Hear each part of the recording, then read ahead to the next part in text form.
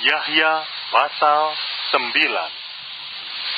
Pada waktu Isa sedang dalam perjalanan, ia melihat seorang yang buta sejak lahirnya. Para pengikutnya bertanya kepadanya, "Ya guru, siapa yang berdosa sehingga ia dilahirkan buta? Orang inikah? Atau ibu dan bapaknya?" Sabda Isa, "Orang ini dilahirkan buta, bukan karena dosanya atau dosa ibu dan bapaknya, melainkan supaya pekerjaan Allah dinyatakan di dalam dirinya. Selagi masih siang, kita harus mengerjakan pekerjaan Allah yang mengutus aku. Karena malam segera datang dan tak seorang pun dapat bekerja. Selagi aku ada di dunia ini, akulah terang dunia." Setelah bersabda demikian, ia meludah ke tanah lalu membuat tanah lembek dengan ludahnya itu. Kemudian dioleskannya tanah lembek itu pada mata orang buta itu, serta bersabda kepadanya, "Pergi, basuhlah di kolam Siloam."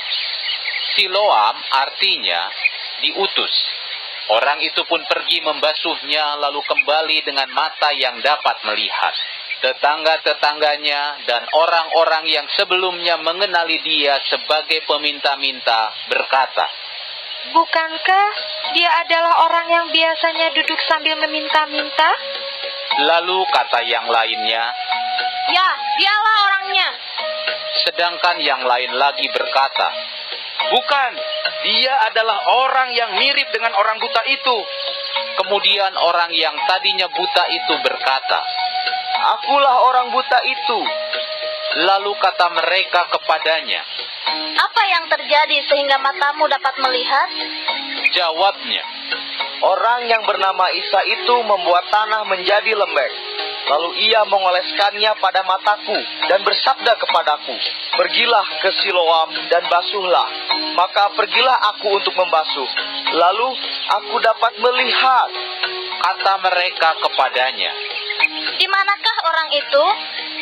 Jawabnya, "Aku tidak tahu." lalu orang yang tadinya buta itu dibawa kepada orang-orang dari mazhab Farisi. Hari ketika Isa membuat tanah lembek dan membuat mata orang itu dapat melihat adalah hari Sabat. Orang-orang dari mazhab Farisi pun bertanya kepadanya bagaimana ia dapat melihat.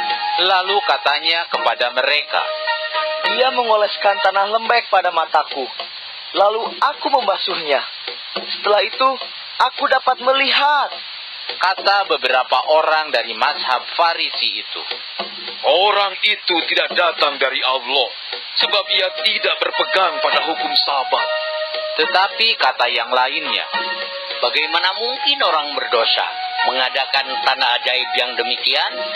Kemudian terjadilah perselisihan di antara mereka. Mereka pun kembali bertanya kepada orang yang tadinya buta itu, "Apa pendapatmu mengenai orang itu? Sebab ia telah membuat matamu dapat melihat." Katanya, "Ia seorang nabi." para pemimpin Israel itu tidak yakin bahwa orang itu tadinya buta tetapi sekarang dapat melihat. Oleh karena itu, mereka memanggil orang tuanya lalu bertanya kepada mereka, "Benarkah ia ini anakmu yang kamu katakan lahir dalam keadaan buta? Bagaimana ia dapat melihat sekarang?" Jawabnya, Kami tahu bahwa ia adalah anak kami dan lahir dalam keadaan buta. Tetapi mengenai bagaimana ia dapat melihat, kami tidak tahu. Bahkan siapa yang telah membuat matanya dapat melihat pun, kami tidak tahu.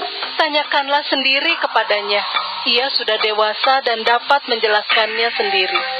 Mereka berkata begitu sebab mereka takut kepada para pemimpin Israel yang sudah bersepakat bahwa jika seseorang mengaku bahwa Isa adalah Al-Masih, maka ia akan dikucilkan dari rumah ibadah.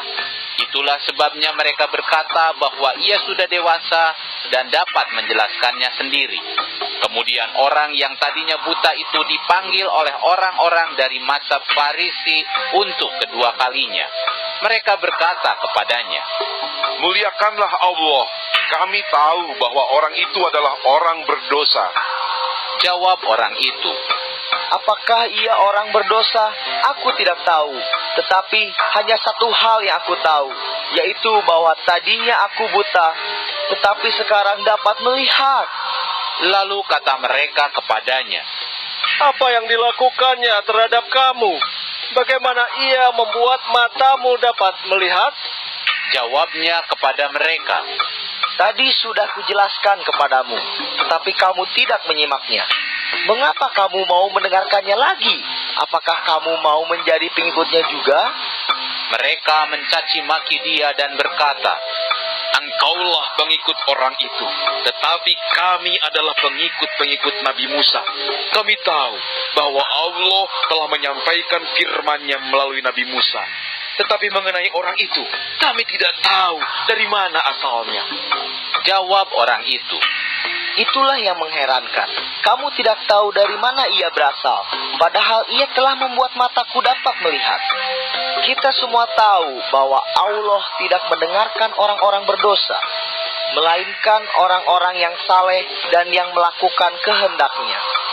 Sejak permulaan dunia, belum pernah terdengar ada seorang yang membuat mata orang yang lahir dalam keadaan buta dapat melihat. Jika orang itu tidak datang dari Allah, maka tidak ada sesuatu pun yang dapat dilakukan olehnya. Maka jawab mereka kepadanya, Engkau dilahirkan sepenuhnya dalam dosa, dan engkau hendak mengajari kami? Lalu mereka mengusirnya keluar. Setelah Isa mendengar bahwa orang yang tadinya buta itu diusir keluar, ia menemuinya serta bersabda, Percayakah engkau kepada Anak Manusia?